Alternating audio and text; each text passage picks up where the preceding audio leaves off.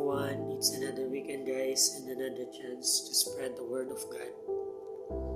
So our topic for today is about the light. So I was not able to discuss it guys because yun nga, nag-insert tayo nung previous discussion about the story of Hosea. No? Napakaganda kasi ng story na yun guys. Very recommendable talaga na to study or to read yung story ni Hosea.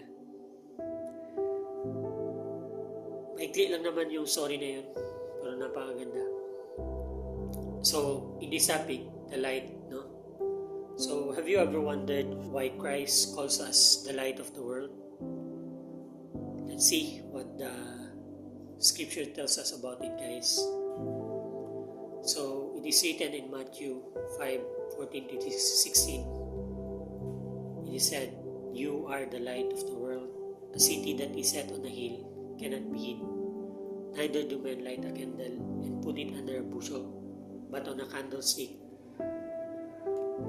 and it giveth light unto all that are in the house. Let your light so shine before men, that they may see your good works and glorify your Father which is in heaven." So, let's break it down guys. You are the light of the world. So, it's not just a compliment towards us, but a call to action, a call to represents God's light. So,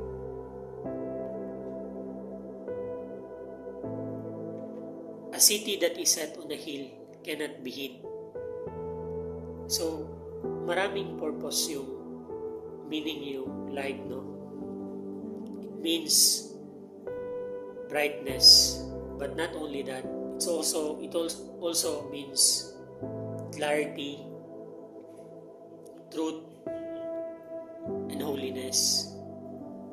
So, God wanted us to reflect His holiness to everyone. So that's why it is said in the scripture that a city that is set on a hill cannot be hid. So, pag inilagay mo yung syudad nyo sa tuktok ng bundok, you cannot hid it. Everyone will see that city. So, ito yung gusto ni Lord sa ating buhay, no? To expose or to be a light in this present evil world. Neither do men light a candle and put it under a bushel, but on a candlestick, and it giveth light unto all that are in the house. So, have you ever seen a candle na nilagay sa balde or under the bed? So, ang purpose ng light or ng kandila, it must be to expose light, to represent, to light the room ba? So, kailangan ilagay talaga sa candlestick, sa candle holder para mas maliwanag, no? Hindi nakatago yung light niya. Let your light so shine before men, that they may see your good works and glorify your Father which is in heaven. So, the meaning is, it is not about us guys. It is all about Christ. And to shine His light in this present time, in our time na habang buhay pa tayo, we must reflect God's love. It is said in John 13:34, "A new commandment I give unto you, that you love one another as I have loved you, that you also love one another."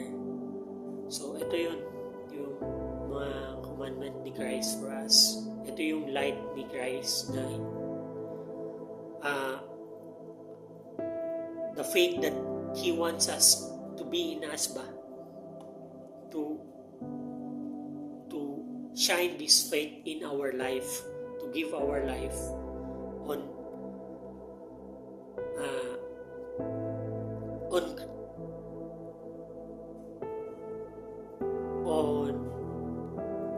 sharing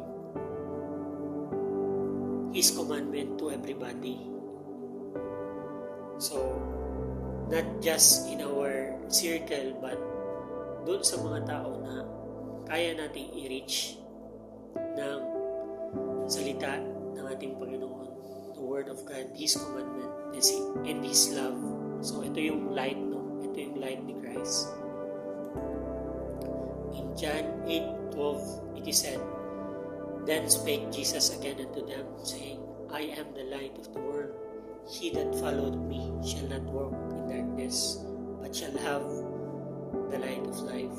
So, yun nga yung representation ng life, no? It's also guidance. So, if we follow Christ and His teaching, meron tayong ilaw in our life and will guides us kung saan tayo lalakad ba. So, hindi tayo mawawala kasi meron nga tayong ilaw, no? In 1 John 1-5, it is said also, This then is a message which we have heard of Him and declared unto you, that God is light, and in Him is no darkness at all.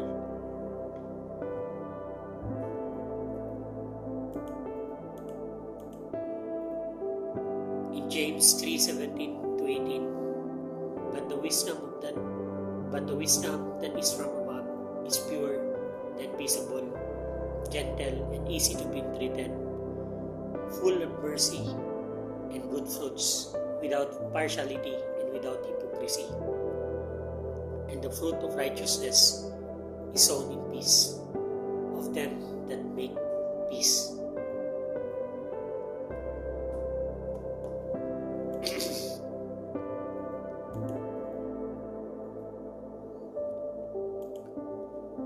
In Isaiah 52:7, How beautiful upon the mountains are the feet of him that bringeth good tidings, that publisheth peace, and bringeth good tidings of good, that publisheth salvation, that said unto Zion, Thy God reigneth.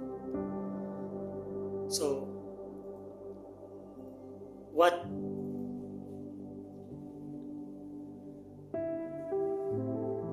the question guys is, what are we doing about the light of Christ in our life? Are we letting His light shine unto the people around us or not? So, if you understand this, no, we must give it to prayer. Masasabi natin na hindi natin kaya or hindi tayo ganun ka well-versed, no, about the scripture, about sa commandment natin Panginoon. It's fine. On doing good works, guys, to others is also a representation of God's love, God's light. So, you are one. Kung ginagawa mo, gumagawa ka ng kabutihan sa kapwa mo, not because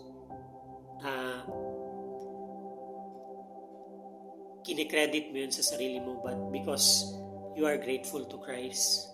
That's why you do it. Everything for Christ and His glory, pointing others to His glory and His kingdom, and not our own glory. Yun yung manifestation ng light na sinasabi ni Christ, no? ang pinaka-essence ng story na to, ang pinaka-essence ng scripture na to. And if you are so interested in your faith and you want to serve more or to shine more, you can study the scripture, guys. Kahit na hindi mo pa alam or mahina ka pa, you ask God through prayers to give you the knowledge and understanding and wisdom that you be able to do also the commandment and to reflect His light in your life. So yun yung pinaka-importante, no? So give it all to Christ, guys. Pray about it. And for sure, God will always be with you and guide you. The last scripture is in Matthew 28:20. Teaching them to observe all things whatsoever I commanded you. And lo, I am with you always, even unto the end of the world. Amen. So, Christ is telling us that